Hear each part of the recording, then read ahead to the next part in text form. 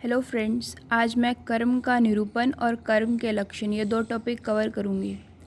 तो निरुक्ति के लिए हम श्लोक पढ़ते हैं। क्रियते इति कर्मः, मतलब जो किया जा सके वह कर्म है। जैसे कि आप लिख रहे हो, दौड़ रहे हो, खाना खा रहे हो, कुछ भी कर रहे हो, एनर्जी यूज़ हो रही है, तो कोई क्रिया कर रहे हो तो वो सब कर्म कहलाएगा, वो किया जा सकता है। अभी ये कर्म जो शब्द है ये कैसे बना है? तो क्रि विक्षेपे धातु और मनीन प्रत्यय, इन दोनों के संयोग से कर्मण शब्द बनता है, जिससे प्रथम वचन का रूप कर्म होता है। अभी कर्म के लक्षण, तो उसमें ये जो नीचे श्लोक लिखा है वो ज़्यादा मतलब एक लाइन का है तो इजी भी रहेगा। चरक वाला 2 लाइनों का है, बाकी आपकी मर्ज़ी, आप जो मर्ज़ी कर लीजिएगा। तो मैं नीचे वाला एक्सप्लेन करूँगी। एक द्रव्यम अगुणम संयोग विभाग अनअपेक्ष कारणम इति कर्म लक्षणम, कि जो भी कोई कर्म है वो एक द्रव्य आश्रित होता है। ऐसा नहीं है कि मुझे लिखना है तो प्रोसेसिंग तो किसी और के दिमाग में हो रही है, हाथ मेरा चल रहा है, ऐसे नहीं होगा ना। या मुझे दौड़ना है तो रिफ्लेक्सेस किसी और के ब्रेन से आ रहे हैं और दौड़ मैं रही हूँ, मेरा ब्रेन मुझे ही रिफ्लेक्सेस देगा, मोटर सिग्नल्स भेजेगा कि मुझे दौड़ना है या मुझे खाना खाना है या मुझे लिखना है। तो एक द्रव्यम आश्रितम है। या इन्होंने एग्जाम्पल दिया है कि अग्नि और ईंधन का, तो ये दोनों अपने अपने काम, मतलब ऐसा तो नहीं है ना कि अग्नि ईंधन का काम करेगी या ईंधन अग्नि का काम करेगा। ये दोनों अपने अपने द्रव्य आश्रित हैं। जो अग्नि है वो अग्नि महाभूत से बनी है ना। और फिर उन्होंने लिखा है कि अगुणम, मतलब कि कर्म का कोई गुण नहीं होता है, क्योंकि अगर कर्म का गुण, मतलब कर्म एक अलग चीज़ है, गुण एक अलग चीज़ है, और ये दोनों द्रव्य में आश्रित रहते हैं। फिर लिखा है संयोग विभाग अनअपेक्ष, मतलब कोई भी कर्म किया जा रहा है तो उसमें या तो संयोग होगा वहाँ पे या किसी चीज़ का विभाग होगा, इनकी अपेक्षा नहीं की जाती संयोग विभाग की, ऑटोमेटिकली मतलब संयोग विभाग होगा ही। और ये असमवाय होते हैं क्योंकि ये हर वक्त परसिस्ट नहीं करते हैं।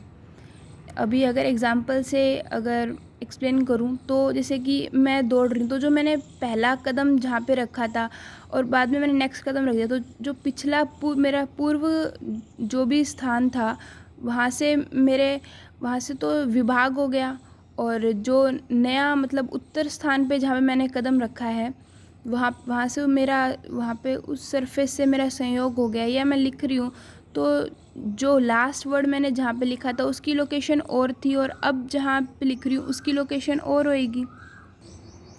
तो इसलिए इन्होंने ये श्लोक लिखा है कि एक द्रव्यम अगुणम संयोग विभाग अनअपेक्ष कारणम इति कर्म लक्षणम। अभी इन्होंने ये भी लिखा है कि प्रशस्त पाद में कर्म के उपरोक्त लक्षणों में अतिरिक्त 9 लक्षण और बतलाए हैं। अभी वो क्या क्या हैं कि जो भी कर्म है वो केवल जो है मूर्त द्रव्यों में ही पाया जाएगा। और मूर्त द्रव्य क्या? पृथ्वी, जल, अग्नि, वायु और मन। पृथ्वी, क्योंकि हम पृथ्वी महाभूत से बने हैं तो मूर्त द्रव्य हम, या कुछ भी मतलब नॉन लिविंग थिंग्स हैं, उनकी बाइक्स वगैरह ये लोग ये सब मूवमेंट करती हैं, तो ये सॉलिड फॉर्म में पृथ्वी महाभूत से बनी है। और जल, अभी वो अपने वेग से चीज़ों को बहा ले जाता है। अग्नि का काम क्या है? पाक करना, है ना। और या जल का और क्या कर्म है? प्यास को बुझाना, है ना। फिर वायु अगर हम मॉडर्न एग्जांपल लें बहुत बेसिक सा, तो वो है कि हम हमेशा हर जगह पढ़ते हैं कि पोलन ग्रेन्स ट्रेवल करती हैं एयर के थ्रू, तो वो भी इसका कर्म हो गया। मन के बिना तो हम लोग इमेजिन नहीं कर सकते हम कोई भी वर्किंग कर सकते हैं, क्योंकि अभी मान लो क्लास चल रही है और हमारी कंसंट्रेशन है ही नहीं क्लास में, तो वो इसलिए ना क्योंकि वहाँ पे मन उस इंद्रियों के साथ, मतलब चक्षु इंद्रियों के साथ मन का संयोग नहीं है, और कर्ण इंद्रियों के साथ भी मन का संयोग नहीं है, वो किसी और इंद्रियों के साथ ही मन का संयोग हुआ है। जब भी तो विषय हमारे आसपास चल रहे हैं, वेव्स आ रही हैं जो टीचर बोल रहा है उसकी, साउंड की, और वो लिख रहा है, वो हमें दिख रहा है, पर हमारी लोडिंग नहीं हो रही है दिमाग में। हमें पता है, वो बोलते हैं ना कि फिजिकली क्लास में प्रेजेंट है, मेंटली एब्सेंट है। वो इसीलिए क्योंकि मन का संयोग नहीं हो रहा है हमारी इंद्रियों के साथ। फिर दूसरा इन्होंने पॉइंट लिखा है, कर्म कभी नित्य नहीं होता। नित्य हम वर्ड टर्मिनोलॉजी को एक्सप्लेन करने के लिए क्या बोलते हैं कि जिसका कोई कारण ना हो और उसकी सत्ता रहे, उसकी सत्ता हो।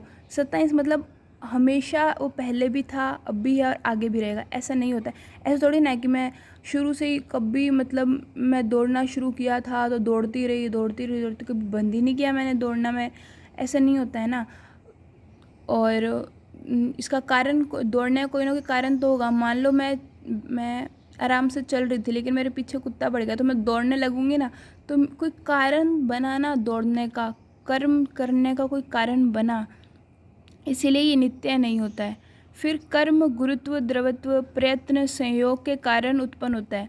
अभी मैं लिखने का प्रयत्न, जब भी कोई मतलब हम कुछ भी क्रिया करते हैं तो हम प्रयत्न करते हैं उसको करने का, और हमारा संयोग या विभाग होता है उस क्रिया को करने के लिए उस सरफेस से। और द्रवत्व, ये द्रवत्व हम पानी को लेके कर सकते हैं कि वो मूवमेंट उसकी, कि वो लोग चीज़ों को बहा के ले जाता है, उसमें द्रवत्व पाया जाता, जो द्रवत्व गुण है उसके कारण। और गुरुत्व, गुरुत्व जो हमने जब गुण पढ़ा मतलब पढ़ते हैं तो उसमें एग्जाम्पल गिवन है कि एप्पल गिरता है तो जो काफ़ी सारे उसके अंदर पतन आते हैं। जो पहला पतन होता है वो गुरुत्व के कारण होता है, और बाकी जितने भी पतनों से जाके वो टकराता है वो वेग के कारण टकराता है और सरफेस तक पहुंचता है। फिर उसके बाद उन्होंने चौथा पॉइंट लिखा है कि संयोग विभाग का हेतु होने के कारण कर्म में कारणत्व पाया जाता है।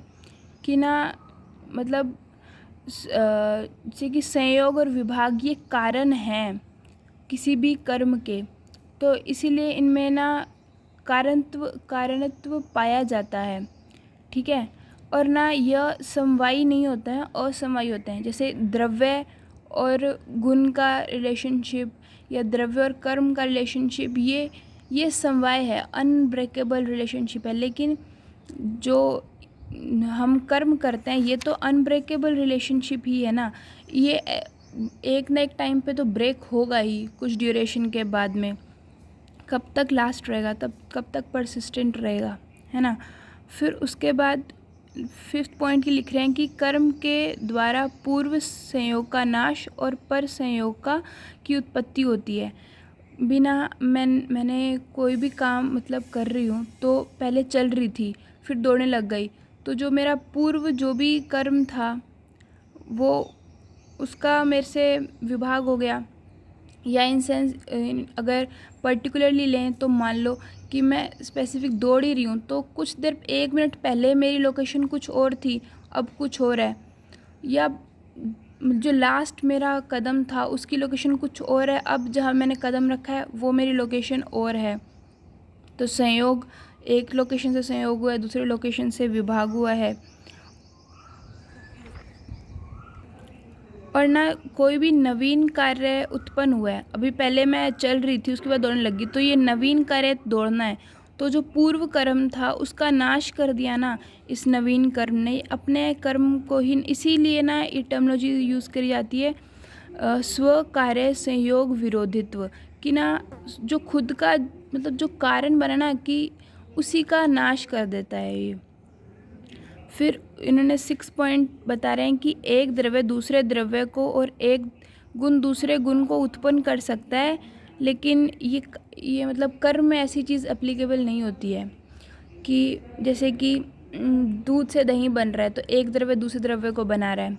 गुण की बात करें तो कि हम दही से छाछ बनाते हैं, मट्ठा बनाते हैं, तो जो दही है वो गुरु होगा और उसके कंपेयर में जो मट्ठा है वो हल्का होगा। या चावल से लाजा बनाते थे तो चावल गुरु होते हैं और उसके कंपेयर में लाजा तो बहुत लघु होते हैं, लघु पाच्य होते हैं। फिर उसके बाद कर्म से द्रव्य की उत्पत्ति नहीं होती है, क्योंकि द्रव्य में आश्रित रहता है कर्म, ना कि कर्म में द्रव्य आश्रित रहता है। सभी क्रियाओं में कर्तृत्व जाति समवेत रहती है कि ना सभी द्रव्यों में, क्योंकि वो कर्म करेंगे तो उनमें कर्म तो जाति उपस्थिति होगी ऑफ कोर्स। फिर कर्म से उत्पन्न कार्य, उस कर्म से आश्रयभूत द्रव्य तथा द्रव्यांतर अर्थात जिस पर उस कर्म का फल गिरता है, दोनों में समवेत रहता है। कि मान लो मैंने किसी चेयर पे मैं खड़ी होकर मैं जंप किया, तो ऐसा तो नहीं ना कि जंप मैंने किया तो मतलब मुझे ही फ़र्क पड़ेगा, उस चेयर पे भी फ़र्क पड़ेगा, इफ़ेक्ट जाएगा। वो टूट भी सकती है या लचका सकती है, कुछ भी हो सकता है ना। ऐसा नहीं कि मैं पड़ूँगी, अगर मान लो मैं गिरी, चलो वो तो अलग बात है, लेकिन चेयर को भी थोड़ा बहुत नुकसान होगा, उसको भी फील, कुछ इफ़ेक्ट आएंगे उस पर भी। या और एग्ज़ाम्पल लें, मतलब न्यूटन्स थर्ड लॉ एक तरह से अप्लाई हो रहा है। और मैंने ना किसी पेड़ पे मतलब बेरी पे डंडा मारा, तो बेरी भी तो हिलेगी ना, ऐसे तो नहीं है कि वो वहीं की वहीं टंगी रहेगी और बेर नीचे गिरेंगे। और मुझे भी तो फोर्स लगानी पड़ेगी, मुझे भी तो झटका लग सकता है अगर मैं तेज़ डंडा मारूंगी। तो इसलिए ऐसे नहीं है कि एक ही पार्टिकल, एक ही द्रव्य पे इफ़ेक्ट पड़ेगा। जो मैं चल रही हूँ तो वो वो एक अलग चीज़ है कि सरफेस को मतलब इतना फ़र्क नहीं पड़ता, क्योंकि एरिया ज़्यादा है, प्रेशर डिवाइड, मतलब प्रेशर इतना फील नहीं होगा क्योंकि फोर्स एरिया की वजह से डिवाइड हो रही है। तो कुल मिला के ये मैंने कर्म निरूपण और कर्म लक्षण आपको आज कवर करवा दिया है। Thank you for watching my video.